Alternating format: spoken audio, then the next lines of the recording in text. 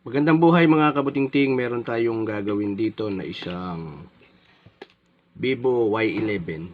Ang problema nito, black screen, vibrate only. Nagba-vibrate lang siya kapag ka inon mo yung power. Ngayon, kapag ka ganito ang unit natin, obligado na tayong magpalit ng LCD. Automatic yun, 101%. LCD ang sira kapag ka nagba-vibrate lang. Lalo, black screen siya. Ang issue kasi dito mga kabutingting, bali nalabahan siya, nabasa siya ng tubig, water damage. Ngayon, ang sabi, tinanggal yung SIM tray at ibinabad sa bigas. Marami kasi sila napapanood dun sa mga internet na ganun daw ang ginagawa. Ngayon, ang unang gagawin natin, hindi na natin tatanggalin yung SIM tray dahil wala na siya. Mag-o-open na lang tayo nung back cover natin. Bali, ang gagawin natin, open natin dito. Ayan. Sapagkat magpapalit tayo ng LCD, meron na rin siyang basag eh.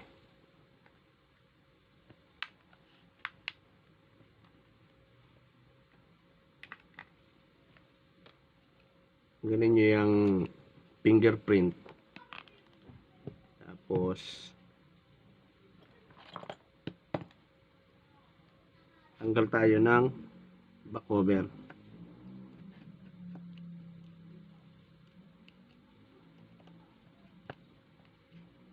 Kung ikaw ay napadaan sa aking channel, napanood mo ang aking video, kaibigan, idol, kabutingting, mga paps, mga mamshi, please like and comment, lalo na paki-share at subscribe sa aking YouTube channel. Ayan. Sana marami kayong matutunan, malaman kung ano ang mga naging problema ng inyong mga unit. Ayan. Ngayon, iangat natin to. Ayan. Bali, ang gagawin natin dito, lilinisin muna natin tong kanyang board. I-check natin. Kasi malamang to, ayun, may mga puti-puti siya rito. Kapag ganyan, puti-puti, sigurado water damage yan. Gagawin natin, tanggalin muna natin yung battery.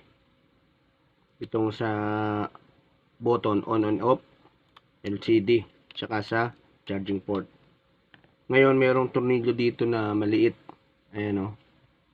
Tanggalin nyo yan sapagkat iaangat natin yung ating board. Tingnan natin.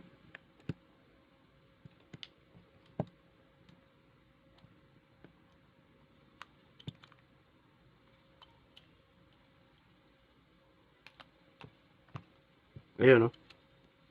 Kitang kita o. Tignan nyo. Yang mga puti-puti na yan. Ayan o. Yan. Yan yung tubig na natuyo. Parang may sabon pa kaya may lalong maputi o. Kung naglalaba, nabasa nga siya ng tubig. Ayan o. Nasamang nilaban. Yun, dahil black screen siya, hindi natin alam kung yung board niya gagana. Kung yung battery din, check din natin yan. Kaya tanggalin na natin. Ayan, tinanggal daw ito nung may-ari. Yan. Ito yung sa LCD natin.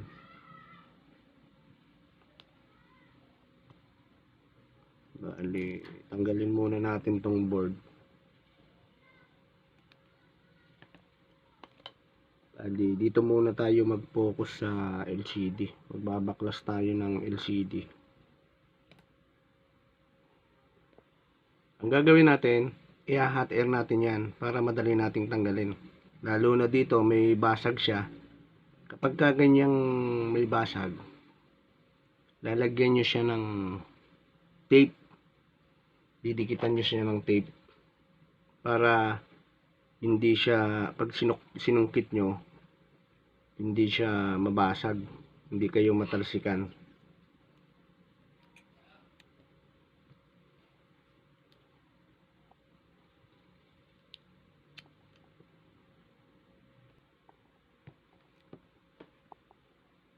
Bali, lagyan nyo lahat hanggang dito kasi may basag siya eh, para hindi magkalat yung kanyang bubog.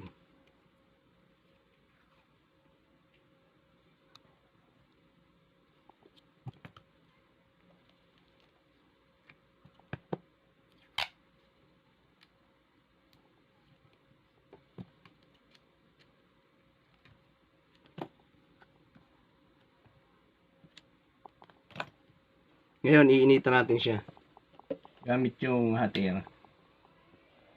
Paikot para lumambot yung adhesive.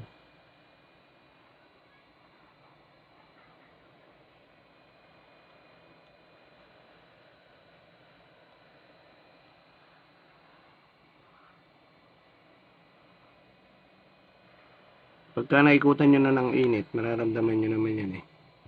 Pwede na natin siyang gamitan ng curve.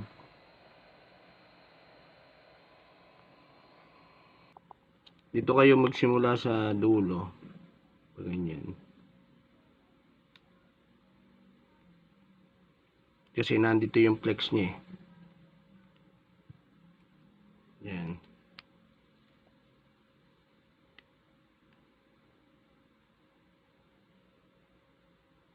Paikot yan.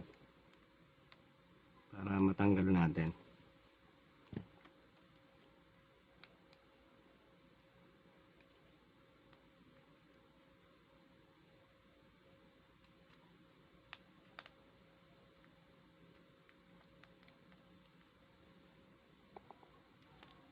Ayan, kapag naikutan nyo ng ganyan, ayan, dali na natin siyang matatanggal eh. Paikot.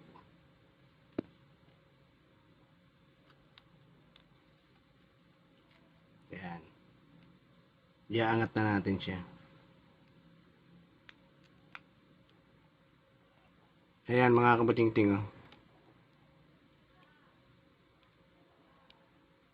Dahan-dahan lang. Dali, isuot natin to.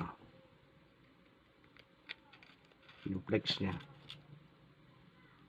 Yun. Tanggal na.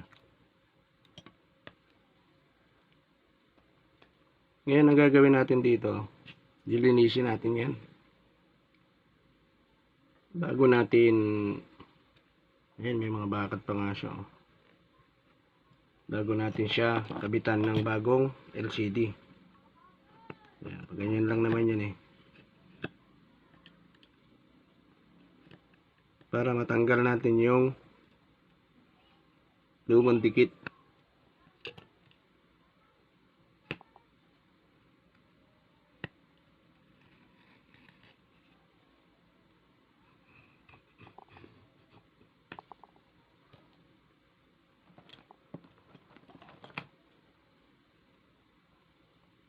Ayan o.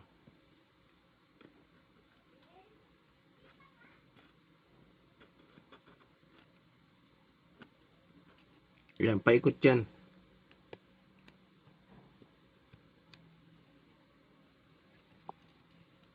Hanggang dito.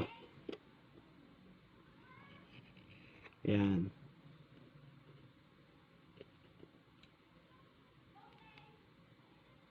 Kaya naikutan nyo na yan ng linis.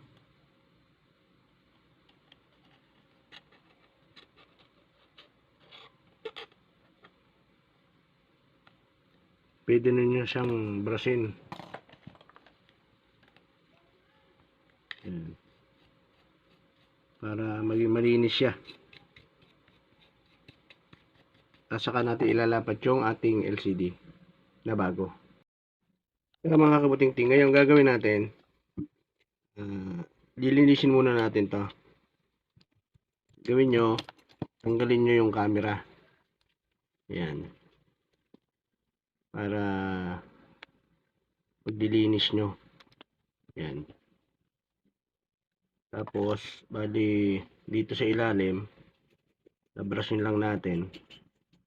Itong gamit ko mga kabutingting ay electronic thinner. Ayan. Ang mga gadget to, mga appliances.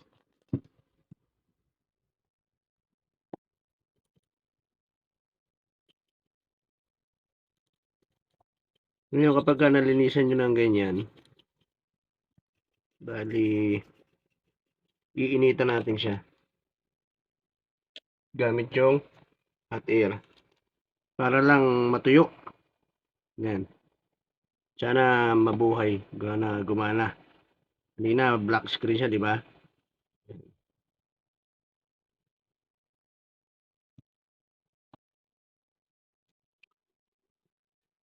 Ngayon, pagka ganyang nainitan na natin, tatry natin siya.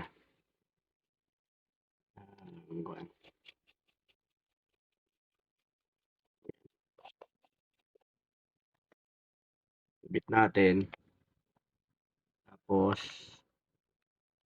mamaya na natin kabit yung mga camera. Trial pa lang naman natin eh. Ito yung LCD na bago. Yung ipapalit natin. Suot nyo rito. Yan. Tapos, kabit nyo yung flex. Yan. Kabit nyo tong sa power button. Tapos, yung battery. Yan. Ngayon, itatry natin siyang i-on. Hindi pa natin ito na ipipix mga kabutingting ha. I-on natin.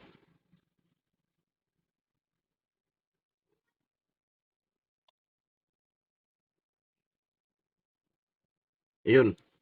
Nabuhay siya oh. Nakita nyo? Meron na siyang Vivo na logo. Kanina, black screen siya, di ba?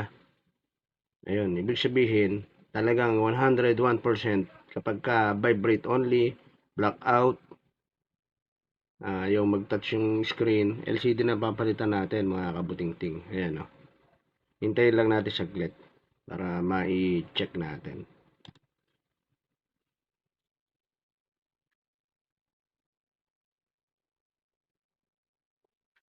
Ayan mga kabutingting, oh, bumukas na. Ngayon, try natin yung binigay na password. Okay. Ayan. Ayan oh, bumukas na siya. Ayan oh.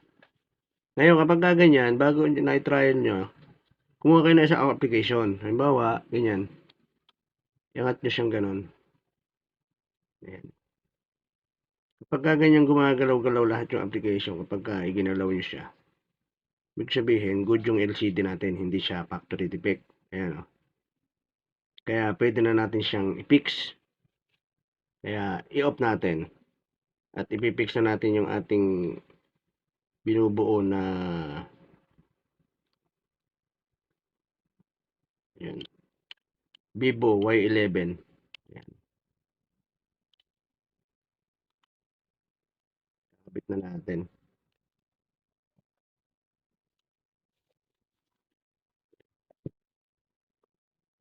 Kabit na natin yung mga camera. Yan. Tapos,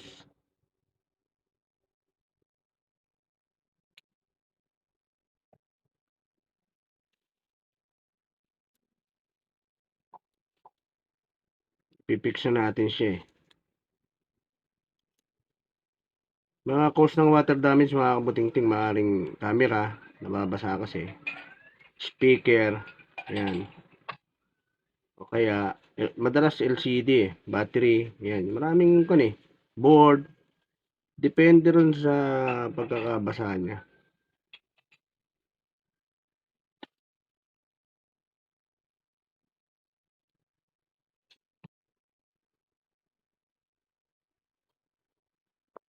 Yan, buuin na natin. I-kabit na natin.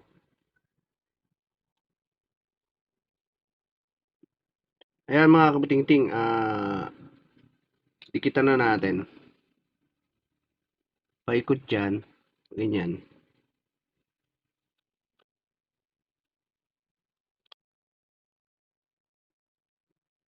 Ikutan nyo ng adhesive para yung backlight natin hindi siya lumabas, hindi makita. Yan. Di bali namang sumobra yan eh. Lagi ko ibinibilin din sa mga video ko na nagpagkakabit ng LCD. Di bali sobra yan. Huwag lang kukulangin. Sapagkat kapag kinulang, eh, hindi siya sobra. Aangat yung ating screen.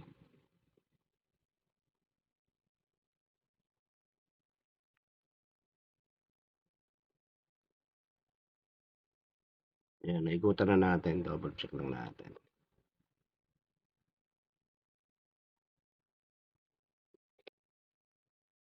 Yun.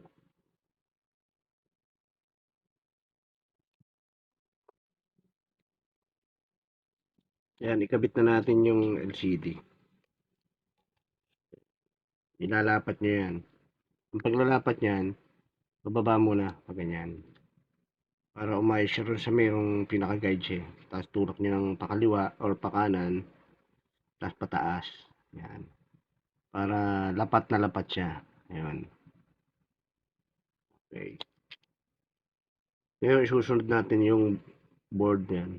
Bubuin na natin siya. Yan. Kabit natin yung LCD. Yan. Tapos yung dito, power button. Yan, iaayos nyo yan. Yan. Sunod natin yung kanyang battery. Ayan. Yan. Tapos huwag nyo kakalimutan yung tornilyo dito. Dito. Ito. Tornilyo ng board niya. Yan. Pangalawa, ito. Huwag nyo kakalimutan yan pag tinanggal nyo. Signal ng wifi. Yan. Ngayon, ikakabit na rin natin yung board niya. Yung back cover. Yan. Pagkat bubuuin na natin siya eh. At lalagyan natin siya ng clamp. Mamaya. Para lapat na lapat yung ating LCD.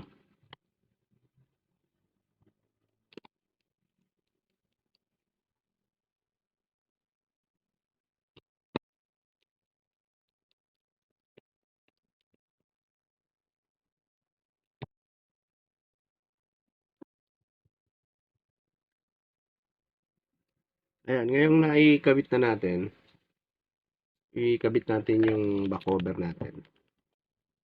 Ayan, basta yung fingerprint niya, huwag niyong kalilimutan. Ayan.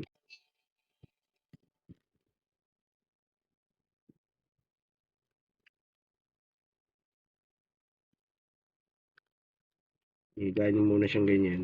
Basta huwag lang siyang mahihila, mabibend ng masyado. Tapos, kabit natin. Ayan. Ayan. Fix na natin. Sapagkat, gagamitan natin siya ng clamp. Ayan.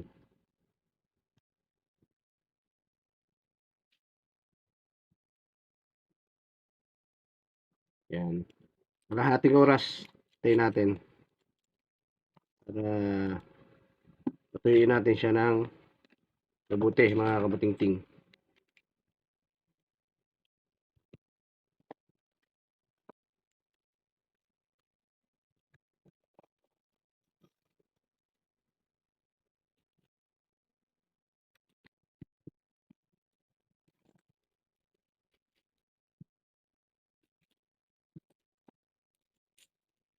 Ayan. Tamtamang higpit. Ayan mga kabutingting, kalahating oras lumipas. Tanggalin natin.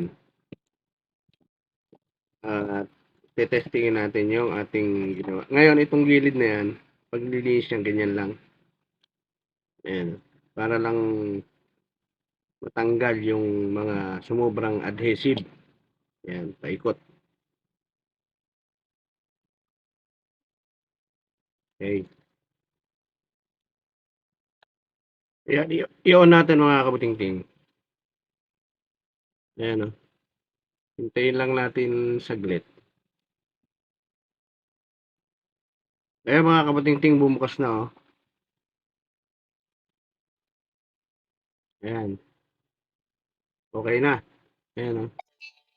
Magagamit na. Ayos na, ayos na.